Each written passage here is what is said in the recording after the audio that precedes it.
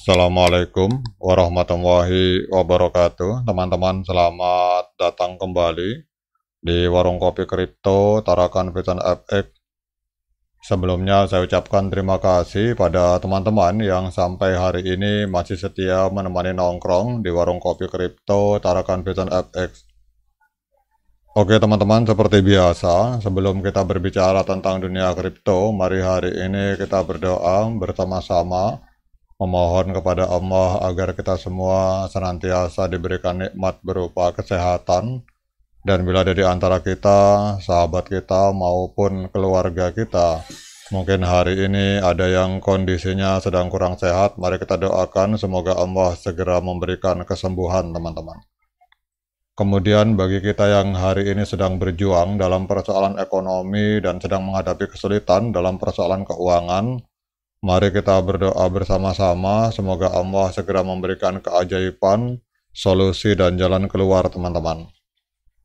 Oke teman-teman, hari ini kita akan jalan-jalan ke sebuah media online yang bernama Newsway.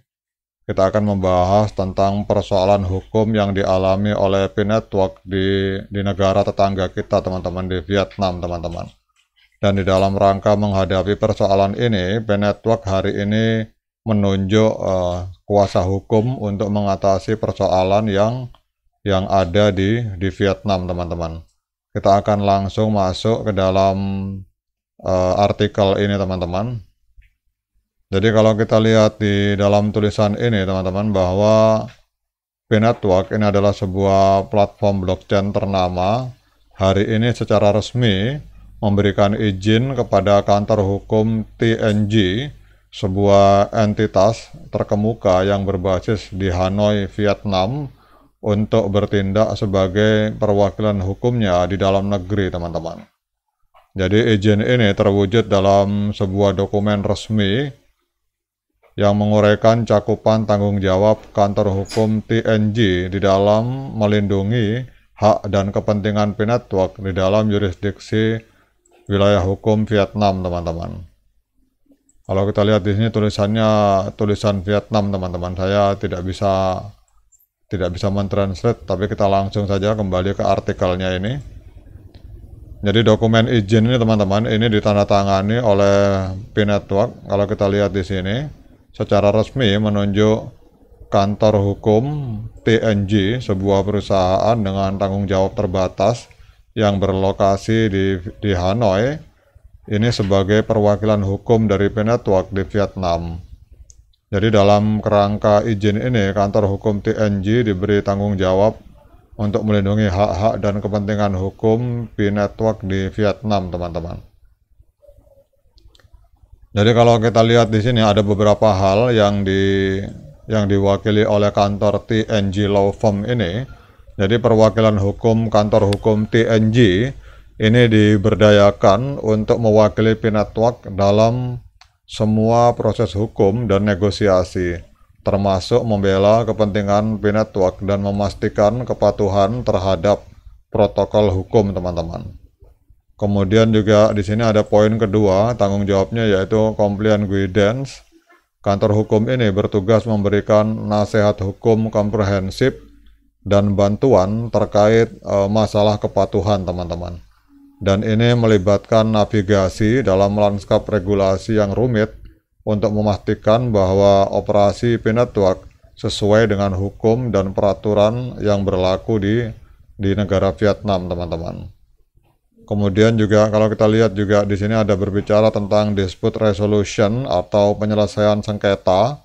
Jadi dalam kasus sengketa hukum atau litigasi, kantor hukum TNG berwenang untuk menangani masalah tersebut atas nama P-Network.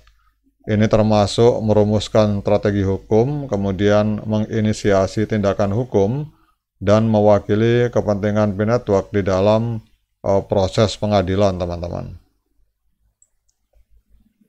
Kemudian keputusan P-Network teman-teman untuk menugaskan kantor hukum TNG sebagai perwakilannya dalam hal hukum, ini menunjukkan komitmen dari P-Network untuk beroperasi dalam batas hukum Vietnam sambil melindungi hak dan kepentingannya. Jadi dengan memanfaatkan keahlian dan pengalaman TNG, P-Network bertujuan untuk menavigasi lanskap hukum dengan efektif dan menciptakan lingkungan yang kondusif untuk kelancaran operasi P-Network di Vietnam, teman-teman. Jadi kalau kita lihat di sini, teman-teman, bahwa kolaborasi strategis antara P-Network dan TNG ini adalah contoh pentingnya langkah-langkah hukum proaktif di dalam ranah teknologi blockchain, teman-teman. Ketika perusahaan berupaya untuk membangun dan mempertahankan kepatuhan terhadap kerangka regulasi sambil mengejar inovasi dan pertumbuhan. Jadi kita berharap, teman-teman, semoga dari pelajaran yang ada di Vietnam untuk P-Network Indonesia juga semoga ada semacam lembaga legal formal, karena kita juga antisipasi, teman-teman, di masa depan kita tidak tahu, karena biasanya seperti kita tahu untuk mata uang legal yang bisa digunakan untuk membeli barang itu hanyalah rupiah di Indonesia, teman-teman.